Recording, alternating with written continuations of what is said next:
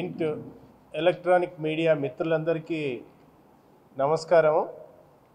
ఈరోజు ప్రధానంగా మిమ్మల్ని ప్రెస్ మీట్కి ఆహ్వానించడానికి ప్రధాన ఉద్దేశం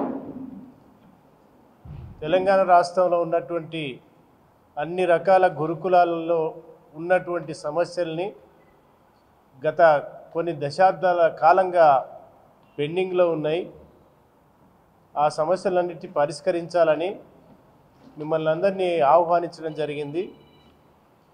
ఈ ప్రింట్ మీడియాలో పాల్గొంటున్నటువంటి ప్రధాన నాయకత్వం ముఖ్యంగా టిగారియా నాయకులు మామిడి నారాయణ గారు, మధుసూదన్ గారు, అట్లాగే గణేష్ గారు, వేదాంతాచారి గారు, టీఎస్యూటీఎఫ్ వింగ్ నాయకులు మహేష్ గారు, సురేందర్ గారు, అట్లాగే మిగతా మిత్రులందరూ కూడా ఉన్నారు ఇక్కడ. వారందరూ కూడా మాట్లాడతారు. కానీ ప్రధానంగా ఈరోజు డిమాండ్లు ఏంటంటే తెలంగాణ రాష్ట్రంలో గతంలో 289 స్కూళ్ళు అన్ని రకాల 5 రకాల గురుకులాలకు సంబంధించినటువంటి స్కూళ్ళు ఉండేవి. కానీ ఇప్పుడు గత ప్రభుత్వం 289 స్కూళ్లను 1022 స్కూళ్ళుగా పెంచింది. దానికి మనం స్వాగతించినాం. కానీ ఆ పెంచినటువంటి స్కూళ్ళు ఏవైతున్నాయో ఆ స్కూళ్ళన్నింటికి కూడా సరైనటువంటి వసతులు లేకుండా, భవనాలు లేకుండా, అద్దె భవనాల్లో, అద్దె ఇండ్లల్లో, అద్దె కాలేజీలలో రకరకాల ఎక్కడ వీలైతే అక్కడ పెట్టి నడుపుతున్నటువంటి పరిస్థితి. కానీ ఇదే సందర్భంగా ఈ మధ్యకాలంలో సిఎస్ గారు ఈ స్కూళ్ళ యొక్క సమయాన్ని మారుస్తూ ఉదయం 5 గంటల నుంచి రాత్రి 9 గంటల వరకు, వీళ్ళ యొక్క పాఠ్యాంశాల యొక్క సమయం 8 గంటల నుంచి 1 వరకు, అంటే కంటిన్యూగా 10 నిమిషాలు తప్పిస్తే, అంటే ఈ రకమైనటువంటి పనివేళల మార్పు విద్యార్థులకు చాలా ఇబ్బందికరంగా మారింది. అట్లాగే పిల్లల యొక్క మెస్ ఛార్జీలు పెంచాలని, మెస్ ఛార్జీలు గత 25 సంవత్సరాలుగా మెస్ ఛార్జీలు పెంచలేదు. కానీ ఆ పిల్లలకు పెరిగిన ధరలకు అనుగుణంగా మెస్ ఛార్జీలు పెంచాలని. అట్లాగే ఇంకొక ప్రధానమైనటువంటి డిమాండు భవనాలు లేవు, ప్రతి ఒక్క స్కూల్కి భవనాలను నిర్మించాలనే డిమాండు ఈరోజు ప్రధానంగా ఉంది.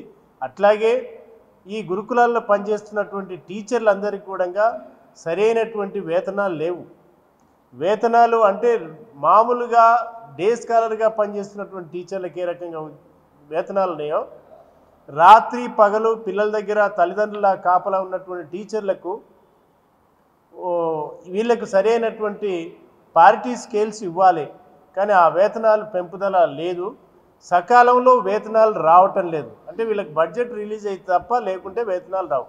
కాబట్టి వీళ్ళకందరికీ, అంటే గురుకులాల్లో పనిచేసే అందరికీ కూడా 010 పద్దు కింద వేతనాలు అమలు చేయాలని రాష్ట్ర ప్రభుత్వాన్ని మేము డిమాండ్ చేస్తున్నాం. కానీ రాష్ట్ర ప్రభుత్వానికి ఇప్పటివరకే మేము సిఎస్ గారికి, ఇతర సెక్రటరీలకు అందరికీ కూడా ప్రాతినిధ్యాలు చేసినాం. మేము ఈ సమయం వేళల్ని మార్చండి, పిల్లల మెస్ ఛార్జీలు పెంచండి, అట్లాగే భవనాలను నిర్మించండి అని వారం రోజుల క్రితం మేము మెమొరండం ఇచ్చాం. కానీ దాని మీద ప్రభుత్వం యొక్క స్పందన ఏమీ లేదు. లేకపోగా మేము దశలవారీ కార్యక్రమం 18, 19కి కాలేజీలలో, స్కూళ్ళల్లో నిరసన కార్యక్రమాలు చేయాలని, అట్లాగే ఈ 22, 23 కలెక్టర్లకు, ఎమ్మెల్యేలకు ప్రాతినిధ్యాలు చేయాలని, చివరగా 3వ దశ కార్యక్రమం మేము చలో హైదరాబాద్ 28, ఈ నెల 28న ఆ కార్యక్రమాన్ని చేయదలపెట్టినాము. కాబట్టి ప్రభుత్వం ఇప్పటికైనా ఆలోచించి ఈ ప్రధానమైనటువంటి డిమాండ్లతో పాటు ఇంకొక 25 డిమాండ్లను మేము ఈరోజు డిమాండ్లుగా పెట్టి ఈ పోరాట కార్యక్రమానికి వెళ్ళడం జరుగుతుంది. కాబట్టి ప్రభుత్వం ఇప్పటికైనా స్పందించి, గత దశాబ్దాల కాలం నుండి స్కూళ్ళు ఏర్పడ్డ నాటి నుంచి ఈనాటి వరకు కూడా సమస్యలు తీరటం లేదు. ఈ సమస్యలన్నింటినీ కూడా తీర్చాలని మేము టీఎస్యూటీఎఫ్, అట్లాగే రెసిడెన్షియల్ స్కూళ్ళల్లో ఉన్నటువంటి స్కూళ్ళు అన్ని జేఏసీలకు కలిపి మొత్తంగా టీచర్స్ యూనియన్గా మేము ఈరోజు పోరాటానికి వెళ్ళడం జరుగుతుంది.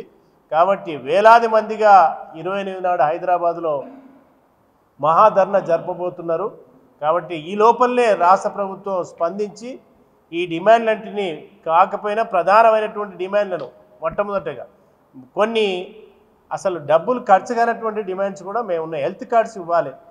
గవర్నమెంట్ స్కూళ్ళల్లో పనిచేసేటువంటి జిల్లా పరిషత్తు మండల పరిషత్తులో పనిచేసేటువంటి టీచర్లందరికీ కూడా సౌకర్యాలు చాలా ఇస్తున్నారు. కానీ వీళ్ళు కూడా గవర్నమెంట్ టీచర్లే, ఆ స్కూళ్ళల్లో పనిచేసే వాళ్ళు కూడా గవర్నమెంట్ టీచర్లే. కానీ ఈ టీచర్లకు తో సమానంగా ఆ గురుకులాల్లో పనిచేసే వాళ్ళందరికీ అన్ని సౌకర్యాలు కల్పించాలనేది ప్రధానమైనటువంటి డిమాండ్.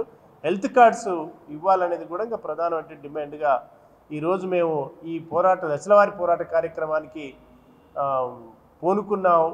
అట్లాగే ఈ ఉధృతంగా చేసేటందుకు వేలాది మంది 28 నాడు తరలి వస్తున్నారు.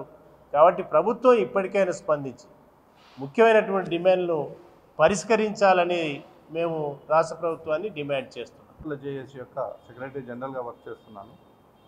ఈరోజు రాష్ట్రంలో గురుకులాల యొక్క సంఖ్య పెరిగింది కానీ నాణ్యత మాత్రం పూర్తిగా లోపించబడ్డది. ఈరోజు గురుకులాల్లో ఉండేటటువంటి 6 లక్షల మంది విద్యార్థులు ఉన్నట్టయితే సుమారు 1,20,000 ఖాళీలు ఉన్నాయంటేనే అక్కడ నాణ్యత అనేటటువంటిది దెబ్బతీయడానికి ప్రభుత్వం ఏమాత్రము నాణ్యత పెంచడానికి ప్రభుత్వం ఏమాత్రం సహకరించడం లేదంటటువంటిది మేము ఉపాధ్యాయ సంఘాలుగా చేస్తున్నటువంటి ప్రధానమైనటువంటి ఆరోపణ. ఒక్కొక్క గురుకుల పాఠశాలలో ఒక్కొక్కమైనటువంటి విధానాలు అవలంబిస్తున్నారు. ఈరోజు 5 డిపార్ట్మెంట్ల పరిధిలో గురుకులాలు ఉన్నాయి. SC residential schools social welfare department కింద, minority residential schools minority department కింద, అదేవిధంగా BC residential schools BC department కింద, ఎడ్యుకేషన్ డిపార్ట్మెంట్ కింద కొన్ని, ట్రైబల్ వెల్ఫేర్ డిపార్ట్మెంట్ కింద కొన్ని. సో ఈ 5 సెక్రటరీలు ఎవరైతే ఉన్నారో ఒకే రకమైనటువంటి భావజాలాన్ని అనేటటువంటిది లేదు. ప్రభుత్వం ఇస్తున్నటువంటి ఆదేశాలు ఒకటి, వారు అమలు చేస్తున్నది ఒకటి. ఒకదానికి ఐఏఎస్ ఉంటారు, ఒకదానికి ఐఎఫ్ఎస్ ఉంటారు, ఒకదానికి ఐపీఎస్ ఉంటారు, ఒకదానికి పోస్టల్ డిపార్ట్మెంట్లో ఉన్నటువంటి ఉన్నారు. ఏ మాత్రం విద్యతోటి సంబంధం లేనటువంటి వారిని గురుకులాలు ప్రయోగశాలలుగా మార్చేటటువంటి దిశగా అధికారులు రావడం వల్ల రకరకాలైనటువంటి ప్రాబ్లమ్స్ ఈరోజు గురుకులాలు ఎదుర్కొంటున్నాయి. ఈరోజు గురుకులాలు ఉన్నటువంటి విద్యార్థులు కేవలం ₹37.70 మేము ఈరోజు 3 పూటల డైట్ అనేటటువంటిది మెయింటైన్ చేయాల్సినటువంటి పరిస్థితి ఉంది. ఎవరైనా ఒక అధికారి కానీ లేకపోతే ఎవరైనా ఎవరొచ్చినా సరే ఫస్ట్ ఇమీడియట్గా డైట్ అనేటటువంటి దాని గురించి మాట్లాడినప్పుడు కనీసం ఛార్జెస్ ఎంత ఇస్తున్నారు అనేటటువంటిది మాత్రం లేదు. ఒకప్పుడు 8 సంవత్సరాల కింద డైట్ ఛార్జెస్ పెంచినప్పుడు ఉన్నటువంటి రేట్లు అవే రేట్లతోటి ఈరోజు డైట్ మెయింటైన్ చేయాలంటే చాలా కష్టం. కొన్ని స్కూల్స్లో అయితే కొన్ని అసలు ఇవ్వలేనటువంటి పరిస్థితిలో కూడా ఉన్నాయి. సో ఇవన్నీ ఒక ఎత్తు వీటి గురించి మాట్లాడదామనేటటువంటి సమయంలో సడన్గా టైం టేబుల్ మార్చడం జరిగింది. 9 గంటలకు ఉన్నటువంటి టైం టేబుల్ని 8 గంటలుగా, అయితే 9 గంటలకు మార్చాలి అనేటటువంటిది ప్రధానంగా విద్యార్థులు పడుతున్నటువంటి వ్యతలు చాలా ఉన్నాయి. 600 గురుకుల పాఠశాలలకు కనీసం బాత్రూమ్స్ కానీ సౌకర్యాలు కానీ లేకుండా ప్రైవేట్ ఇంజనీరింగ్ కాలేజీలు, ప్రైవేట్ డిగ్రీ కాలేజీలు మూతపడినటువంటి చోట రెసిడెన్షియల్ స్కూల్స్ ఏర్పాటు చేశారు. కనీసం ఒక్క స్టాఫ్ క్వార్టర్ కూడా అక్కడ ఉండదు. విద్యార్థులకు ఏమన్నా అయినప్పుడు మొత్తం ఉపాధ్యాయుల మీదనే అక్కడ ఉన్నటువంటి యంత్రాంగం మీద చేస్తున్నారు తప్ప సౌకర్యాలు ఇవ్వలేదు. ఒక జగిత్యాల అనేటటువంటి పట్టణంలో 3 ప్రైవేట్ బిల్డింగ్లలో ఒక స్కూల్ ఉన్నట్టయితే ఏ రకమైనటువంటి రెసిడెన్షియల్ సిస్టమ్ నడుస్తుందంటటువంటిది నివాసంలో ఉన్నటువంటి వాడు. సో ఈ పరిస్థితుల్లో గురుకులాల్లో మౌలికమైనటువంటి సౌకర్యాలు పెంచకుండా టైం టేబుల్ అనేటటువంటిది మార్చడం వల్ల విద్యార్థులకు అందాల్సినటువంటి ఏ రకమైనటువంటి ఫెసిలిటీస్ అందించలేకపోతాం. నిజామాబాద్ జిల్లాలో ఉన్నటువంటి ఒక గురుకుల పాఠశాలలో 800 మంది అమ్మాయిలు ఒకటే గురుకుల పాఠశాలలో చదువుతున్నారు. సో అక్కడ ఏమైంది, గతంలో 9 గంటలకు ఉన్నప్పుడు పూరి, చపాతి, తర్వాత ఇడ్లీ అనేటటువంటి టిఫిన్స్ ఏవైతే ఇచ్చేటటువంటి సౌకర్యము సౌలభ్యం ఉండేది. కానీ ఇప్పుడు సడన్గా 8 గంటలు కానీ వరకు అవన్నీ తీసి పడేసి ప్రతిరోజు ఇచ్చేటటువంటి రైస్ ఐటము లేకపోతే ఏదో చిన్న ఇస్తూ విద్యార్థులకు నష్టం జరిగేటటువంటి చర్యలు అనేటటువంటి వస్తాయి.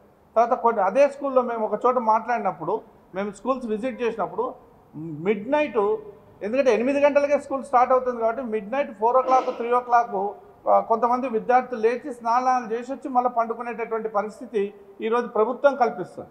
గురుకులాల సంఖ్య పెంచడం అనేటటువంటిది ఏ ఉద్దేశంతో పెంచారో కానీ అవి పూర్తిగా గురుకుల విద్యా వ్యవస్థను పూర్తిగా నిర్వీర్యం చేసేటువంటి పరిస్థితి తయారైంది. ఈరోజు రాష్ట్రంలో టీఎస్పీఎస్సీ లేకపోతే ట్రిప్ ద్వారా ఒకే నియామకం ద్వారా టీచర్స్ వస్తున్నారు. ఒకటే సొసైటీ 5 సొసైటీలు కలిపి ఒకటే నియామకం చేసినప్పుడు ఇచ్చేటటువంటి సర్వీస్ రూల్స్ కూడా కామన్గా ఉండాలి. ఒక సొసైటీలో ఉన్నటువంటి వారికి ఒక రకమైనటువంటి ఫెసిలిటీస్ ఉన్నాయి, ఇంకో సొసైటీలో ఉన్నటువంటి వారికి ఇంకో రకమైనటువంటి ఫెసిలిటీస్ ఉన్నాయి. అవి స్టాఫ్ ప్యాటర్న్ గురించి చెప్పదలుచుకుంటే చాలా ఉన్నాయి. సో ఈ విధమైనటువంటి ఫెసిలిటీస్ ఒకటే కాకుండా తర్వాత 317 జీవో అనేటటువంటిది ఒక్కొక్క సొసైటీలో ఒక్కొక్క రకమైనటువంటి విధానాన్ని అవలంబించడం జరిగింది.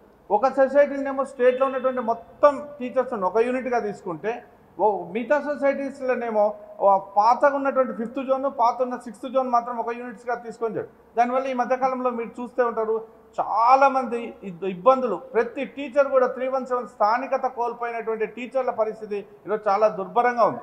15-20 సంవత్సరాలుగా ఉద్యోగం చేస్తున్నటువంటి వాళ్ళు సడన్గా మహబూబ్నగర్ వదిలిపెట్టేసి ఆదిలాబాద్ జిల్లా మీ జోన్ అలాట్ అయింది అక్కడ వెళ్ళిపోండి అంటే మొత్తాన్ని వదిలిపోవాల్సినటువంటి పరిస్థితి. ముఖ్యంగా గురుకుల పాఠశాలలు మొత్తం కూడా మహిళలతో కూడుకున్నటువంటి గురుకుల పాఠశాలలు ఉన్నాయి. వారి ఫ్యామిలీస్ను అన్నిటిని వదిలిపెట్టేసి వారు అంత దూరం ఎక్కడ పనిచేయగలుగుతారనేటువంటిది కనీసం ప్రభుత్వం ఆలోచించట్లేదు. ఈ విషయమై ప్రభుత్వానికి చాలాసార్లు విన్నవించినప్పటికీ సమస్యలు అనేటువంటి పరిష్కరింపబడలేదు. దాని తర్వాత అందుకే మేము చేస్తున్నటువంటి డిమాండ్ ఏంటంటే ప్రెసిడెన్షియల్ ఆర్డర్ 317 ఏదైతే ఉందో అది నూతన నియామకాలకు వర్తింపజేస్తూ ఆల్రెడీ ఎవరైతే రిక్రూట్ అయినటువంటి ఎంప్లాయీస్ ఉన్నారో వారి సొంత జోన్లకు కంపల్సరీ బదిలీ చేయాలనేటువంటి ఒక డిమాండు. దాని తర్వాత state and subordinate service rules ఏవైతే ఉన్నాయో 1996 అనేటటువంటివి ఏ డిపార్ట్మెంట్ అయినా యూజ్ చేసుకోవాల్సినటువంటి సర్వీస్ రూల్స్ అవి ఎవరికి సొంతంగా ఆలోచించాల్సినటువంటి అవసరం లేదు. కానీ అతి ప్యాథటిక్ కండిషన్ ఏంటంటే 1274 అనేటటువంటి ఒక జీవో ఏదైతే ఉందో కేవలం నియామకానికి మాత్రమే పరిమితమైనటువంటి జీవోను ప్రమోషన్స్ కూడా వర్తింపజేస్తూ జూనియర్స్ ఉన్నటువంటి వాళ్ళందరూ కూడా ప్రమోషన్ వచ్చేటువంటి విధానాలు కొన్ని సొసైటీలో ఇప్పటికీ అవలంబిస్తున్నారు. సో ఆ రకమైనటువంటి విధానం ఒక సీనియారిటీ లిస్టులోనే ఎక్కడ ఏ డిపార్ట్మెంట్లో చూసినా కూడా ఒకటే సీనియారిటీ లిస్ట్ ఉంటుంది. ఆ ఒక్క సీనియారిటీ లిస్టు నుంచినే ప్రమోషన్స్ అనేటువంటివి ఇవ్వబడతాయి. కానీ ఈ గురుకుల సొసైటీలో మాత్రం రెండు సీనియారిటీ లిస్టు తయారు చేయడం అనేటువంటిది రూల్స్కు వ్యతిరేకమైనటువంటిది చెప్పినా కూడా అర్థం చేసుకోలేనటువంటి అధికారులు ఉన్నారు. కాబట్టి ఎట్టి పరిస్థితుల్లో state government state and subordinate service rules ఏవైతున్నాయో వాటిని వర్తింపజేసే విధంగా గురుకుల వ్యవస్థలకు ఇవ్వాలనేటువంటి ఈ రకమైనటువంటి అన్ని చర్యలకు కూడా ముఖ్యమైనటువంటి మూల కారణం ఏంటంటే కామన్ డైరెక్టరేట్ లేకపోవడం అనేటువంటిది మేము ముందుగా ప్రభుత్వాన్ని రిక్వెస్ట్ చేస్తున్నాం. కామన్ డైరెక్టరేట్ ఉన్నట్టయితే 1022 గురుకుల పాఠశాలలో చదువుతున్నటువంటి 6 లక్షల మంది విద్యార్థులు 30,000 మంది ఉపాధ్యాయులకు ఒకే రకమైనటువంటి సర్వీస్ రూల్స్, ఒకే రకమైనటువంటి స్టాఫ్ ప్యాటర్ను, ఒకే రకమైనటువంటి సెలవుల విధానం తర్వాత అన్నీ కూడా జరిగేటటువంటిది. సో ఇప్పుడు కులాల వారిగా గురుకులాలు పెట్టి విద్యా వ్యవస్థను పూర్తిగా నిర్వీర్యం చేసే బదులు కామన్గా ఉండేటటువంటి పరిస్థితులు రావాలంటేటువంటిది మేము ఈ సందర్భంగా ప్రభుత్వాన్ని రిక్వెస్ట్ చేస్తున్నాం. తర్వాత ఎక్కడ కూడా 70% అన్ని డిపార్ట్మెంట్లలో ప్రమోషన్ ఛానల్స్ 70%, 30% ఉంటాయి డైరెక్ట్ రిక్రూట్మెంట్. ఒక గురుకులాలలో మాత్రమే 100% ఉన్నటువంటి ప్రమోషన్ ఛానల్స్ను. కాబట్టి అన్ని డిపార్ట్మెంట్ ప్రభుత్వంలో ఉన్నటువంటి మేము ప్రభుత్వ ఉద్యోగులం కాబట్టి ప్రభుత్వంలో ఉన్నటువంటి రూల్స్ను గురుకులాలకు కూడా వర్తింపజేయాలని 70% ప్రమోషన్ ఛానల్స్ కంపల్సరీ ఉంచాలనేటటువంటిది మేము ఈ సందర్భంగా ఇచ్చేస్తున్నాం. తర్వాత అన్ని డిపార్ట్మెంట్లు ఎక్కడ తీసుకున్నా కూడా ఒక్క ప్రమోషన్ ఛానల్ అయినా వచ్చేటటువంటి పోస్టులు కొన్ని ఉంటాయి. కానీ గురుకులాలలో మాత్రం art, craft, music, staff nurse అనేటటువంటి పోస్టులకు కనీసం ఒక్క ప్రమోషన్ ఛానల్ కూడా లేకుండా 30 సంవత్సరాలు సర్వీస్ చేసి అదే పోస్టులో రిటైర్ అయ్యేటటువంటి ఒక విధానమైనటువంటిది అవలంబిస్తుంది. కాబట్టి ప్రభుత్వం ఇతర విద్యా సంస్థలలో ఉన్నట్టు తెలుగు పండిట్ గ్రేడ్ 1, గ్రేడ్ 2 అనుకోండి, హిందీ పండిట్ గ్రేడ్ 1, గ్రేడ్ 2 అనుకోండి, అదే నవోదయాలు ఉన్నట్టు విధంగా గ్రేడ్ 1, గ్రేడ్ 2 క్రియేట్ చేసి వారి యొక్క అర్హతలకు తగ్గట్టు వారికి ప్రమోషన్ అవకాశం కూడా కల్పించాలనేటటువంటిది ఈ సందర్భంగా మేము ప్రభుత్వాన్ని రిక్వెస్ట్ చేస్తున్నాం. తర్వాత అన్ని గురుకుల పాఠశాలలో టీచర్లు డిప్యూటీ వార్డెన్లుగా ఉండడం వల్ల సుమారు 3 నెలలు 4 నెలలు వాళ్ళ ఎడ్యుకేషన్ అనేటటువంటిది చెప్పలేనటువంటి పరిస్థితి ఉంది. ఎవరు కూడా కాన్సన్ట్రేట్ చేయలేనటువంటి ఈరోజు బీసీ రెసిడెన్షియల్ స్కూల్స్లో డిప్యూటీ వార్డెన్ ఒక సంవత్సరం మొత్తం ఒకటే టీచర్ ఉంటే అతనికి సంబంధించినటువంటి విద్య ఎవరు చెప్తారంటటువంటి వాళ్ళు. యాక్చువల్ గురుకుల పాఠశాలలో 500-600 మంది విద్యార్థులు ఉన్నప్పుడు ఒక డిప్యూటీ వార్డెన్ ఉన్నట్టయితే అక్కడ నియంత్రణ అనేటటువంటిది కరెక్ట్గా ఉంటుంది, విద్యార్థులకు అంతే సౌకర్యం కరెక్ట్గా ఉంటుంది. కానీ డిప్యూటీ వార్డెన్ను నియమించకపోగా ఆ పోస్టులను డైవర్ట్ చేయడం వల్ల చాలా ఉపాధ్యాయులు ఎట్ ది సేమ్ టైం విద్యార్థులు చాలా ప్రాబ్లమ్స్ ఎదుర్కొంటున్నారు. కాబట్టి ప్రతి స్కూల్లో కూడా డిప్యూటీ వార్డెన్ ఖచ్చితంగా నియమించాలనేటటువంటిది ఈ సందర్భంగా ప్రభుత్వాన్ని మేము రిక్వెస్ట్ చేస్తూ ఉన్నాం. దాని తర్వాత ఒక్కొక్క గురుకుల సొసైటీలో గెస్టు, పార్ట్ టైం ఏదైతే ఉన్నాయో ఒక్కొక్క గురుకుల సొసైటీలో ఒక్కొక్క వేతనాలు ఇస్తున్నారు.